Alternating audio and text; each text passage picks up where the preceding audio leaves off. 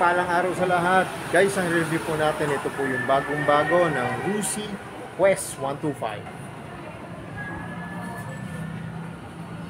Ito siya, oh. Glossy po siya na rin. Yan. Pero pag bago pa lang po kayo sa aking YouTube channel, pa-subscribe naman po at pa-hit ang notification bell para updated po kayo sa aking mga videos. Tara guys, simulan natin ito review. Guys, ito na po yung Rusi Quest 125. Guys, simulan natin sa gulong.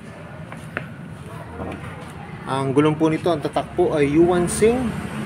Ang sukat naman po nito ay 70 by 90 14 po. Ito po yung kanyang disc brake. Ayan. Ang sukat po nito ay 3mm. 3mm. Yung spike ng gulong. Ganda.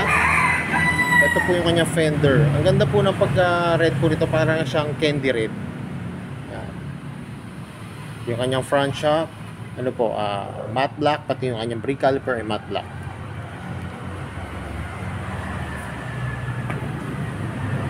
Yung kanyang likod na gulong, sukat naman po ay 80 by 90 14 po. Drum brake po siya. Ito po yung kanyang rear shock, glossy na black. Kanyang crankcase. Guys, maganda to, may kickstart po siya. Headlight. Kita nyo naman, no? LED, oh. Para po siyang naka-eagle eye, parang LED projector po siya. Yung magkabila niya, signal light. Valve type po. Tapos yung mukha nyo, ang ganda, oh. Ang ganda ng mukha po nito, guys. Yan. Tapos yung decals dito, may Rusi. Tapos dito, yan, 1, 2, 5. May maliit po siyang visor dito.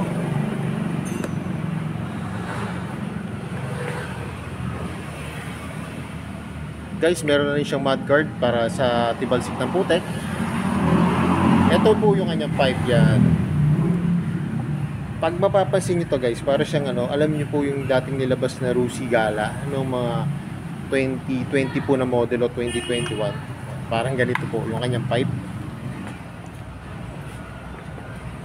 Taillight. Yun po. Valve type po yung kanyang taillight. Pati po yung kanyang magkabilang signal light. May reflector po dito.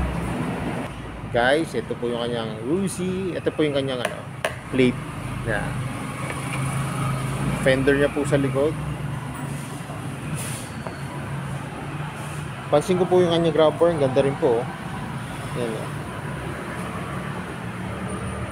May decals po siya rito na Quest. Na parang ano siya, red at black. Yung kanyang side stand at center stand po yung kanyang footboard. Malaki rin po, spacious din po, saka makapit sa ating mga sapatos. Saka pwede nyo, pag may binili po kayo, yan, pwede nyo po ilagay dito kasi malaki po yung kanyang footboard. Ito naman po yung kanyang manubela.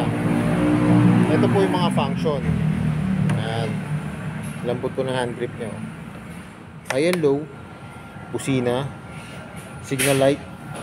Guys, may choke po to kasi ito po ay carb type pa. Kill switch, park light, electric start. Kaganda po nito, may electric start siya at may kick start po siya. May packets po siya rito, yan, magkabila. Kaya malalim po. Ito guys yung kanyang susian. Bale, yung ano lang po, simple lang naman po. Pagka ilalak nyo po yung manubela, tapos pag mag-ignition na po, ay start nyo yung motor. Ito yung kanyang susi.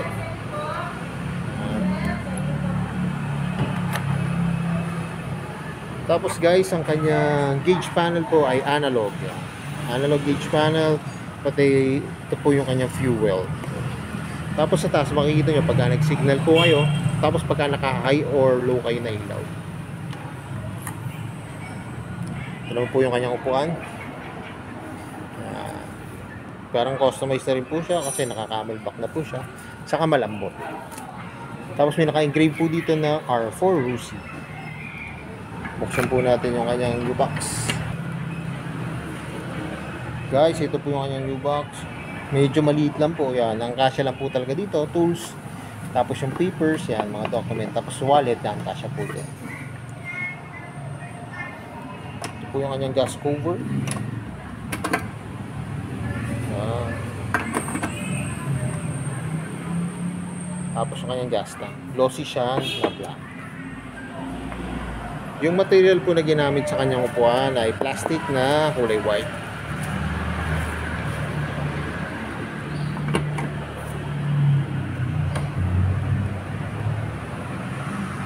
Yung throttle.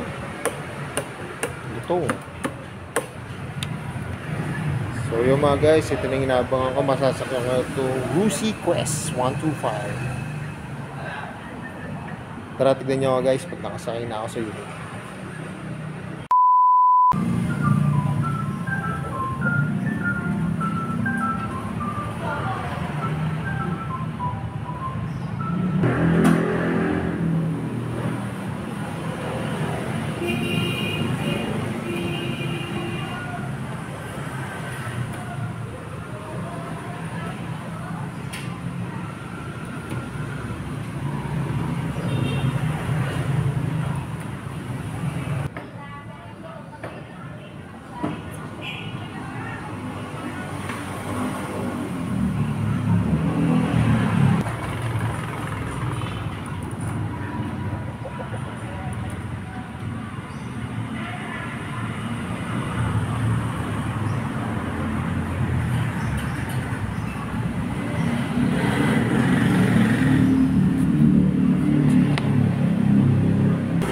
So yung guys, kanina nakita nyo ako, nakasakay na ako dito sa Rusi Quest 125. Napaka-komportable. Unang-una ko napansin yung kanyang upuan, ang lambot po. Tapos ang laki po ng spacious po siya para sa inyong back ride. Tapos yung sa nagda-drive po. Yung footboard, kita nyo naman kanina po, ayan o.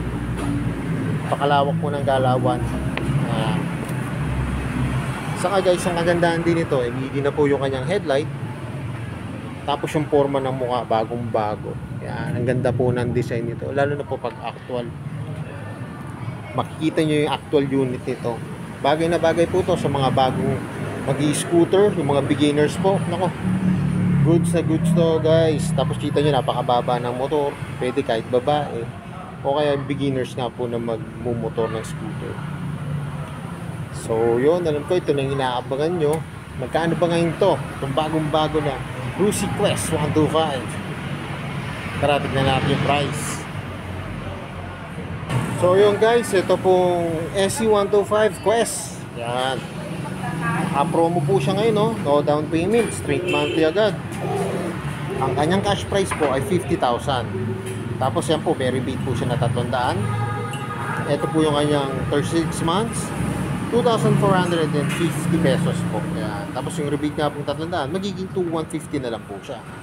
Pag kukunin nyo naman po siya ng 2 years or 24 months, 3,275 pesos. Rebate na 300, magiging 2,975 pesos na lang. Pag 1 year naman po, yan, 5,755 pesos. Ang rebate po niya, 300, magiging 5,455 pesos. Kaya ako naghanap po kayong scooter ngayon magpapasko, yung mga may 13 month o kaya bonus.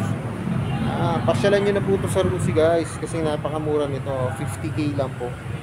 Yan, sa scooter na 125. Sa may branch po dito sa may Binyang na Rusi, ang available po nila, ito po. Yan, parang candy red na glossy. Blue, ito po, may blue siya rito. Yan, blue. Tapos yung naghahanap po ng matte red, meron din po. Yan, tatlong kulay po yung available nila rito ngayon. Matte red, glossy na blue. Saka yung ni-review po natin, ito po yun, oh. Candy red po na glossy siya.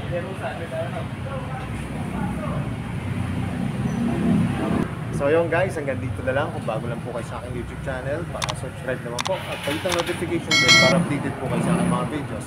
At salamat nga po pala dito sa May Rusi at nare-review ko po yung mga kulong ko.